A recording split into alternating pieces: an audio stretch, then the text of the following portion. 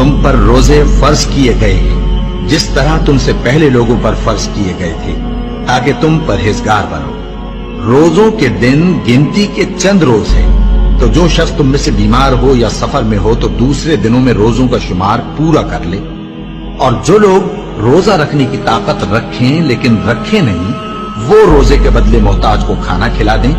اور جو کوئی اپنی مرضی سے زیادہ نیکی کرے تو اس کے حق میں زیادہ اچھا ہے، اور اگر سمجھو تو روزہ رکھنا ہی تمہارے حق میں بہتر ہے۔ روزوں کا مہینہ رمضان کا مہینہ ہے جس میں قرآن اول نازل ہوا، جو لوگوں کا رہنما ہے اور جس میں ہدایت کی کھلی نشانیاں ہیں اور جو حق و باطل کو الگ الگ کرنے والا ہے۔